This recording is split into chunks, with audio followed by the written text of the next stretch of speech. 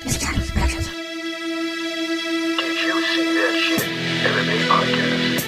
Hosted by mixed martial arts journalist Mike Strauss, aka Strauss21, and Chicago's number one underground comedian, Apollo Taj Mahal.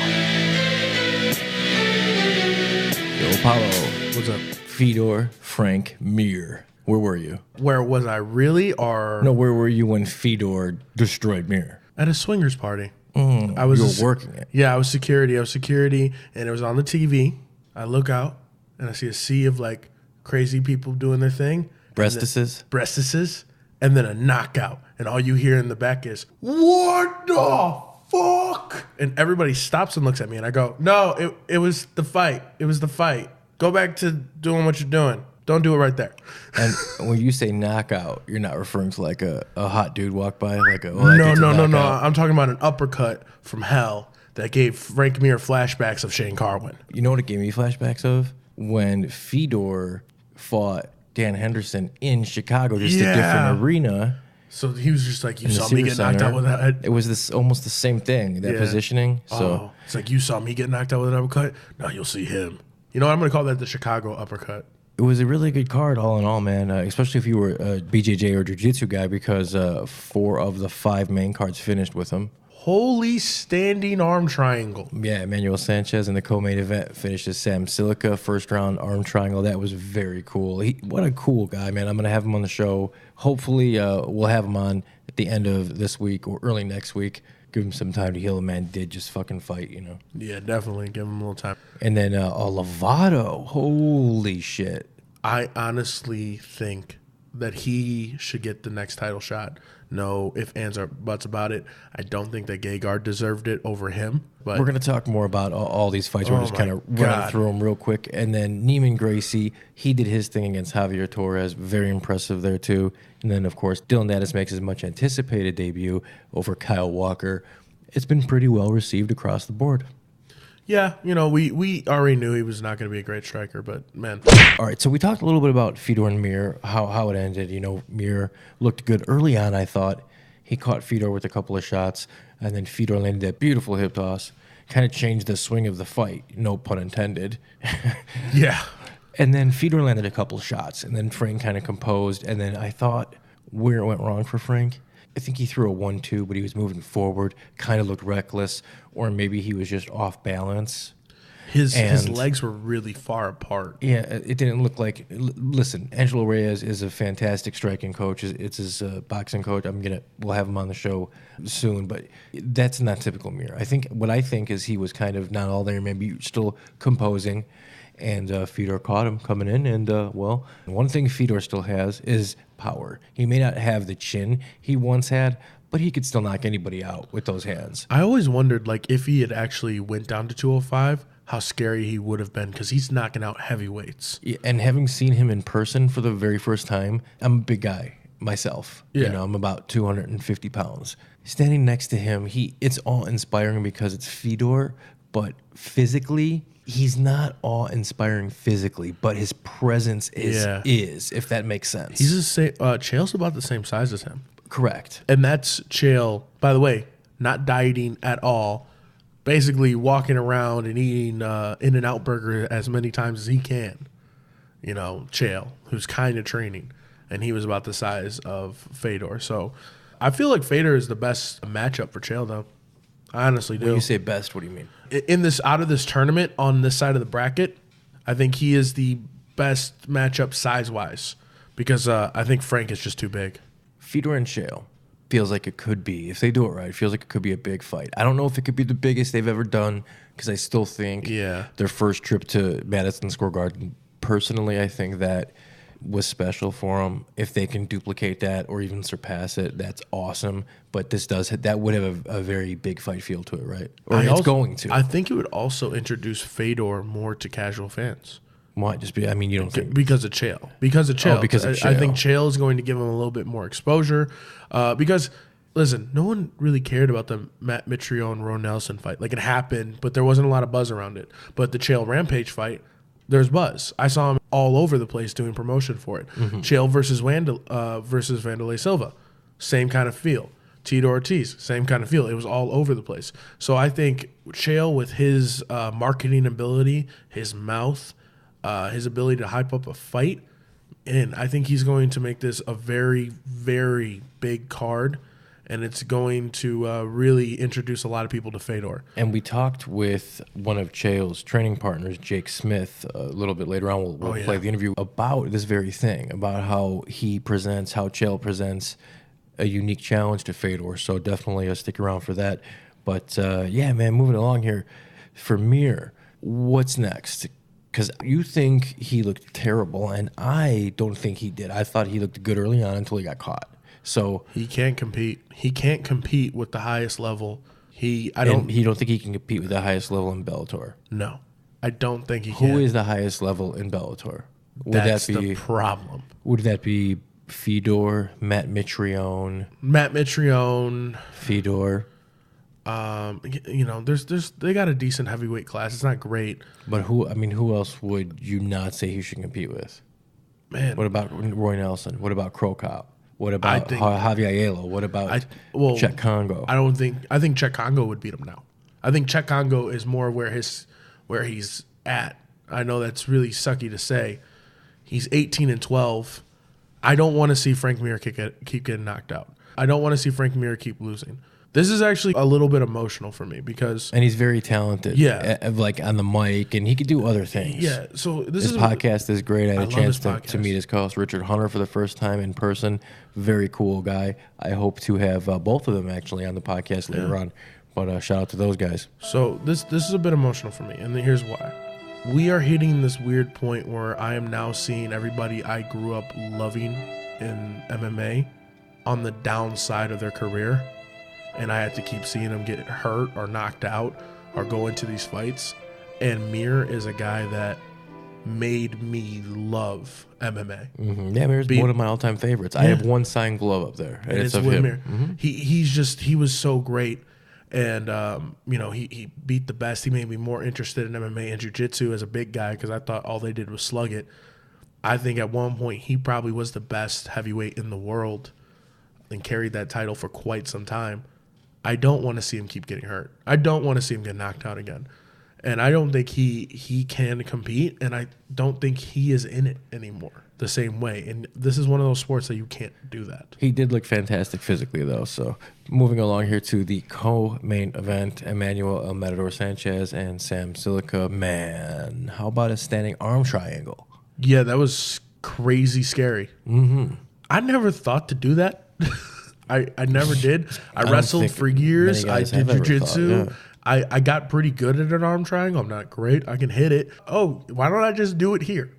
Well, for that amount of creativity, that's high-level jiu-jitsu, man. First off, arm triangles have to be, well, I don't say have to be, but listen, if your go-to move is an arm triangle, or if you're proficient with arm triangles, chances are you have a generously proportioned arm to torso ratio, because it benefits those guys, right? So, it does, and also if you have really big biceps, because you don't got to squeeze as much. But generally, the longer your arms, the easier it is to get those. And Emmanuel Sanchez definitely fits that mold. That must be his go-to. And I'll tell you, man, he's got a fuck of a squeeze. Oh my God! Silica was fighting it, but then it got to the ground once he tripped him. He put the body lock in. It was a wrap. And I do want to mention that Joe Rogan did the very first ever fight companion for a Bellator event. I really like that. He had with Eddie Bravo, Brendan Schaub. Shout out to those guys, because I have since watched it, and I thought they did a really good job. It was definitely very, especially Eddie Bravo. I mean, anytime one of the fight-ending submissions was locked in, he knew it the second it was locked in. He's like, it's done. It's incredible. That man is a fucking genius. I think he has to be kind of crazy to be as good as he is at jiu-jitsu. No doubt.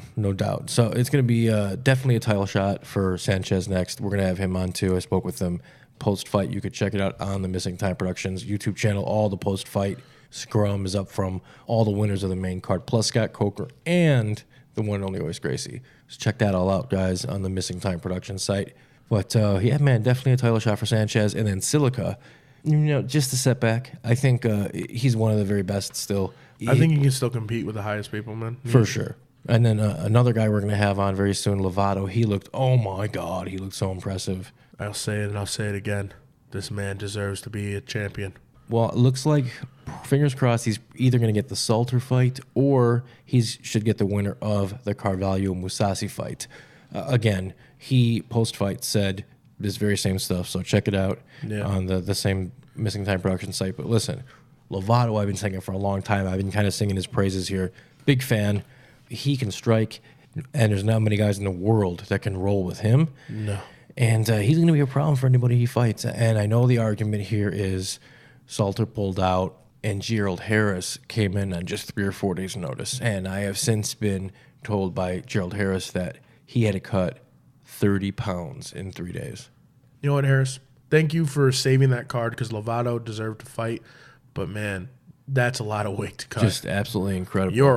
You're a warrior. Your first fight was just getting to that scale, and I'm very happy you made it, man. And he's going to stick around. He's going to continue to fight, so which is a cool thing because it's just another legit guy. I don't think anybody's going to hold that against him. I believe I said it before. It was a win-win for him. I thought it was too. And it also, since it was such a big card, a lot of people are going to really, really know who he is now. For sure. And he made the contracted weight of 188, which is what they're calling it now. And I think that is a slick move.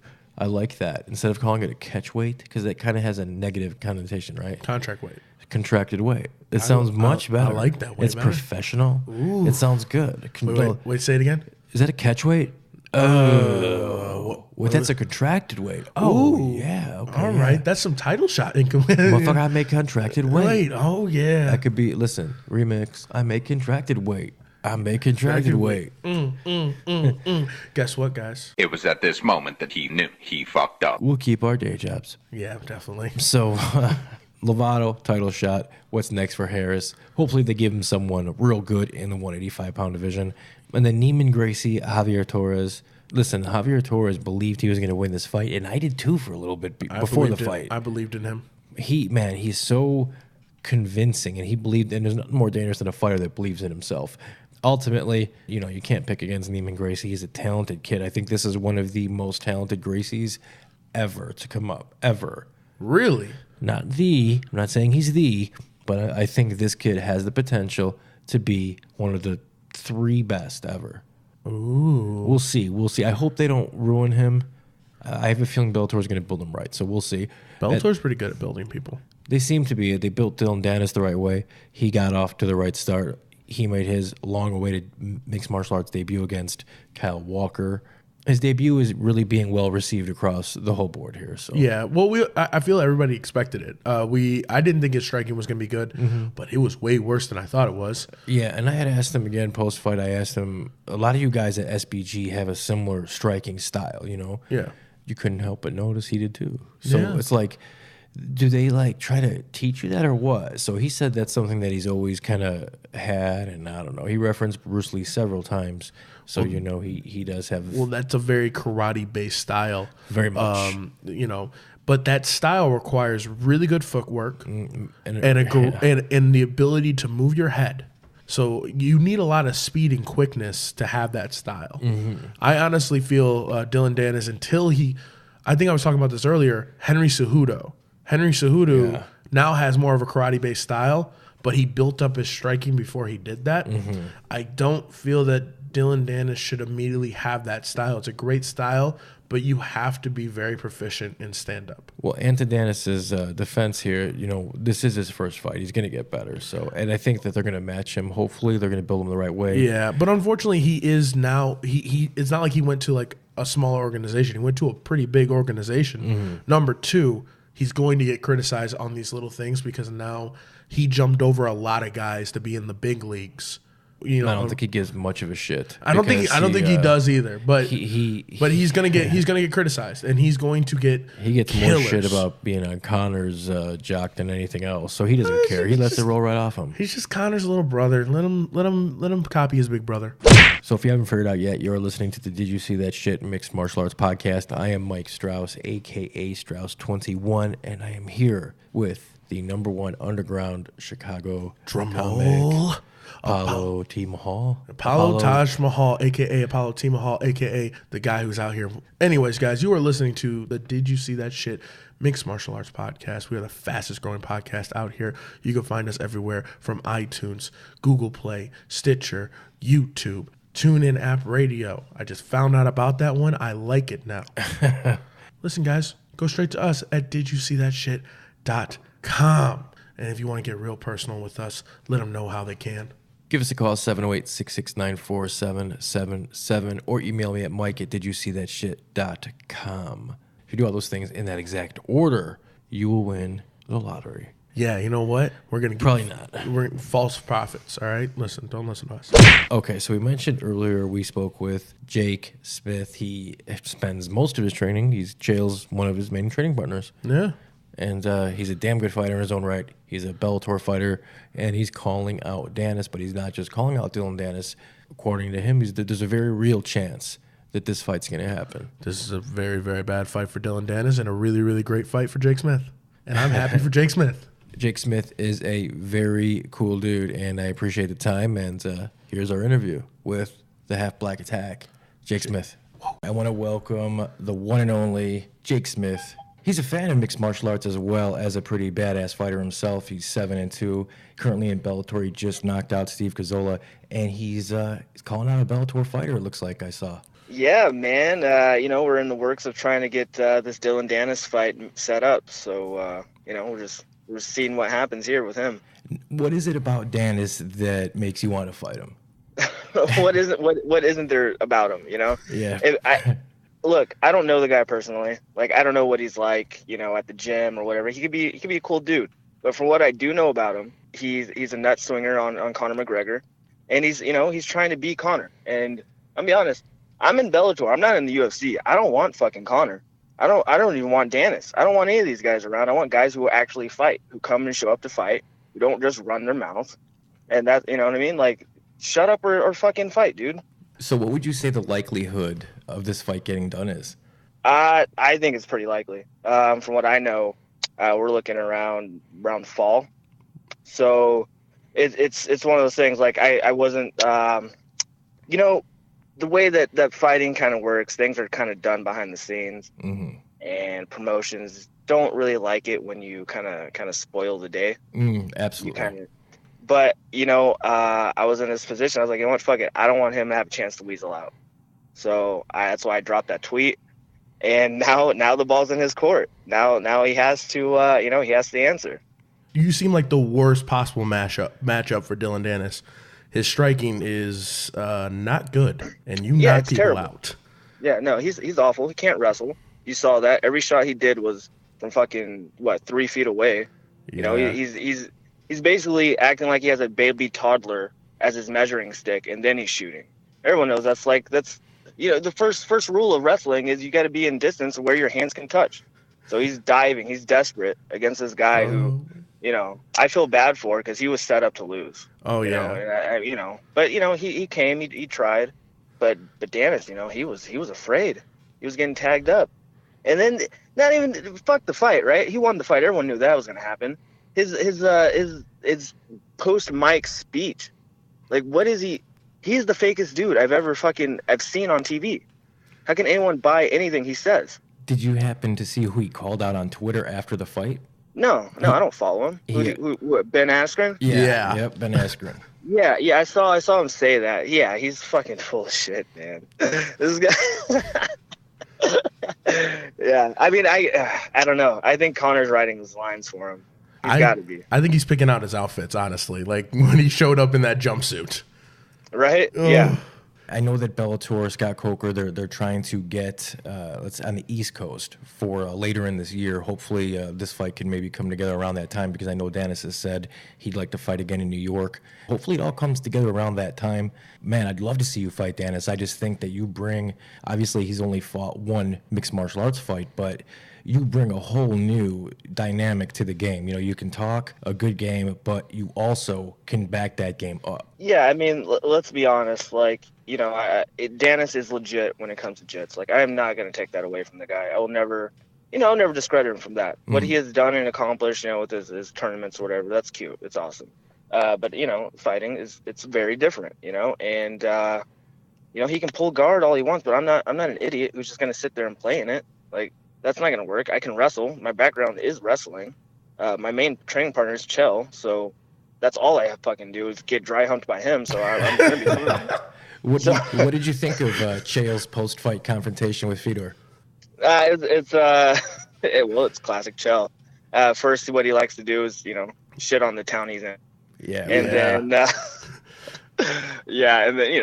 I mean, it's going to be interesting because Fedor doesn't talk. So what's he going to do? I mean, he was able to have a conversation with a shoe. So I mean, Chell's a master. So we'll see what happens there.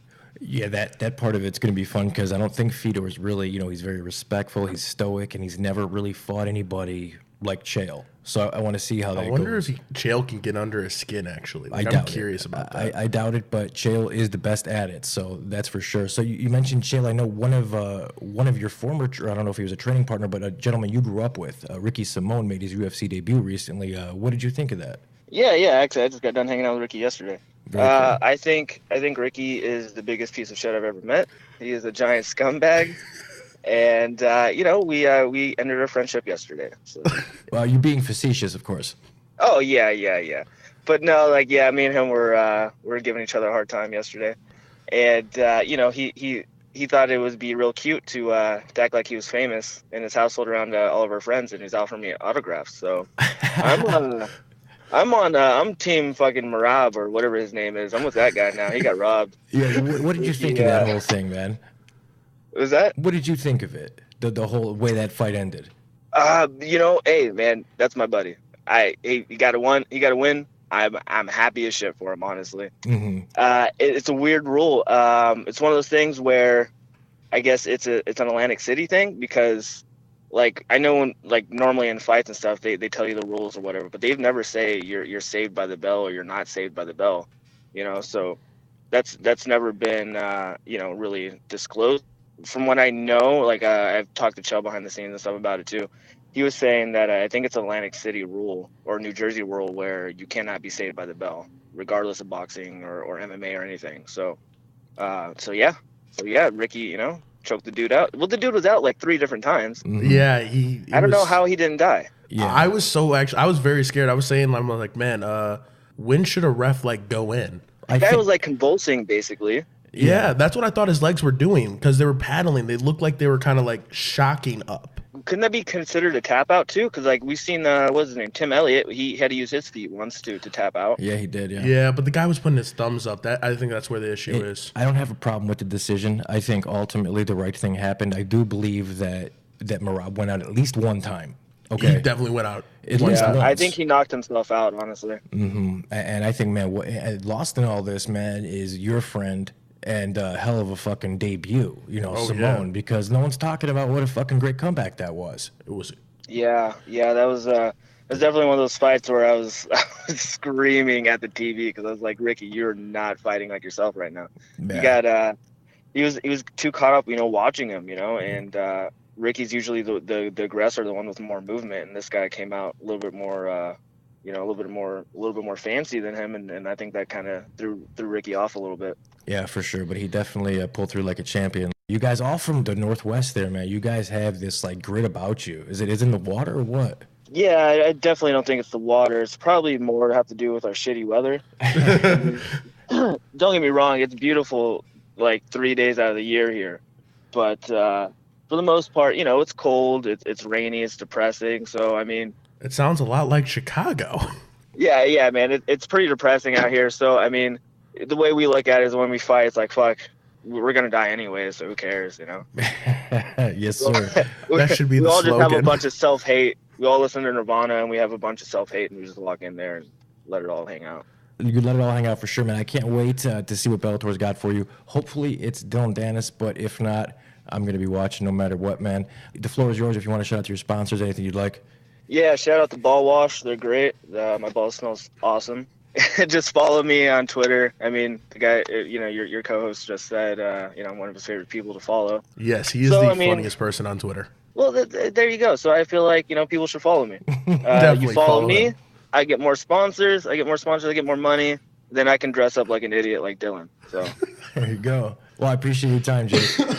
all right, guys. Thank you. All right, there you go. My favorite person on Twitter. I don't even care. Go follow him now. If you are not following him, I don't know what you're doing. He is a good follow. He is a great follow. You will laugh every day.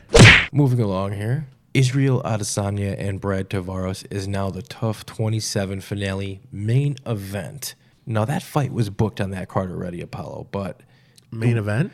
No, that wasn't... We didn't know it was supposed to be the main event. Now they come out with this. Event. Listen, I think Tavares is probably a little bit too much for him right now, and then to put it in the main event, I feel like this might be...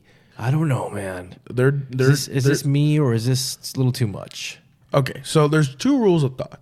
There is you build up a fight, the boxing rule of thought. You build up a fighter, you give them fights, and you let them grow. Well, the boxing, that's more of like a can mentality. I'm just saying that is a mentality, and that's what some people have, and they think that the UFC should implement it with some of their young stars, like Adesanya. Or there's what the UFC has done, sink or swim. They are going to throw you into the deep end, and you are going to find out if you are the best or if you're not the best. And if you lose, you can come back and try again. And if you win, you get catapulted into stardom. Yeah, so, but I don't know. You don't think there's any space between Can and Brad Tavares? I think Tavares is a very good fighter. I think he's being thrown to sink or swim. I don't think this is right. I don't think this is the right way for the UFC to build Israel. It's how they've always built fighters, though. That's the problem. You have Yair Rodriguez. He beat one guy, BJ Penn, got a kind of a name, and they go, all right, you might be a prospect. Frankie Edgar, go have some fun. No, BJ Penn, even though he's past his prime, that's still no. No, that's not the same case here. No, I think the case is Yair versus Frankie Edgar. It was a sink or swim moment. Same with Brian Ortega versus Frankie Edgar. Adesanya, Tavares, my apologies. I think that's the same mentality. You know, he's going to either sink or swim, and this is going to be a very, very tough fight for him. We'll see. I just have a feeling that this is a little bit too much for Adesanya, but anything can happen. UFC Fox Calgary happens July 28th. Jose Aldo and one of your favorites, Jeremy Stephens, is going to be the co-main event in that. They cannot see you jump up and down. I know, but I'm doing it anyways, guys. All right. I am so excited for this fight. I think this is the fight that Jeremy Stephens needs to cement himself as one of the best 145-pounders out there. If he beats Jose, because I'm still under the impression, and I really believe that Jose is one of the best in the world. And it's not that I don't think Jeremy Stephens is. I just think he is one notch below that right now. You said that before. You said that he wasn't going to be Josh Emmett. You felt that Josh Emmett was the next wave, and then Jeremy Stephens illegally kneed the crap out of that. So, but I listen. I still think Jeremy Stephens is a phenomenal fighter. Don't doubt him. I don't know what's going to happen here. If he can beat Jose, then yes, he will be in that next level for sure. It is time for Jeremy Stephens to shine. And then attention all UFC 225 fighters. If you didn't get the memo that the UFC sent out, I will remind you that the state of Illinois, they have a zero tolerance policy when it comes to marijuana. So if you have marijuana metabolites in your system, meaning that you smoke it for medical purposes or recreational purposes, because you might be in Colorado or Washington, California where it's legal. There's many states, many more we didn't name, but if you're legally participating in it, how is it a crime? I don't know, but you come to my state, they say it is. So please don't do it, because we like all the fights on that card. Also, our state's run by the mafia, so I don't think anymore. But I think isn't our governor still in jail? One of them. So yeah, we'll be high at the fights, and you won't. So sorry. Ponzinibbio is out of his main event with Kamaru Usman, so Damian Maia steps in. It's for the UFC in Chile. I think it's a much harder fight for Usman. I think it's a bad matchup for Maia. We disagree. Because I think Usman's a good enough wrestler to keep the fight on the feet, but you have this feeling that he's going to try to actually go on the ground with him. Well, no. What I think Usman is going to probably connect with a couple of good shots, or maybe a good shot. Yeah. And I think Damian Maia, being the wily old vet, is going to make that punch look like it hurt a whole lot more than it did. Like Fabricio Verdum? Kind of fall to his back. And I think Usman being, not that he's dumb, but like you suggested earlier, I just think... Overzealous. I think he's going to be overzealous and kind of in the moment. And I think he's going to kind of rush in. And I think he has phenomenal ground and pound. And he has phenomenal confidence in his ground and pound. Which he should. Which he should. And I think that he may think his ground and pound is a little bit better than it is. And I think Damian Maia can catch him. So that's kind of what I think. I don't think he would do that. I think that he is smart enough to keep the fight standing and piece him up and possibly win by a decision, very similar to Cody Covington. I think that's kind of the fight we would see, is the Kobe Covington fight. Yeah, I don't know. We'll see. If he can control his emotions in there, that's what I think he should do. If he doesn't do that, then obviously he allowed his emotions to overrun. Yeah, it's gonna be fun. The last thing I wanted to touch on, Apollo, the UFC signs Blago Ivanov. I am so excited. He is the former World Series of Fighting champion. He is the one that looks like Zangief. The UFC signs the Bulgarian Dynamo. He's 31 years old. He is 5'11", 251. He's an absolute maniac. He is 16-1. Man. Former World Series of Fighting champion. His only loss is to Volkov. What? Yeah, back in Bellator, man. He's a Sambo champ. This dude's legit. Oh my God. If you haven't he's seen gonna throw a monkey wrench into this heavyweight division. I've been saying that for a while. Oh, wow. I'm so excited that the UFC actually snagged him up from World Series is defunct, but this story basically broke when PFL put their roster out.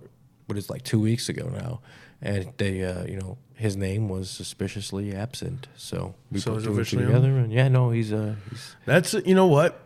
I'm going to say, is it just me or does it feel like the UFC heavyweight division is back on the rise? Mm-hmm. Probably got a kick in the nuts. Yeah, it was just like Francis uppercutted Alistair Overeem and everything went awesome. Mm-hmm. Then all of a sudden, we got Curtis Blades, we got Derek Lewis, we got Francis Ngannou, and now we have this guy. Oh my God, I'm so excited for these nuts. It's time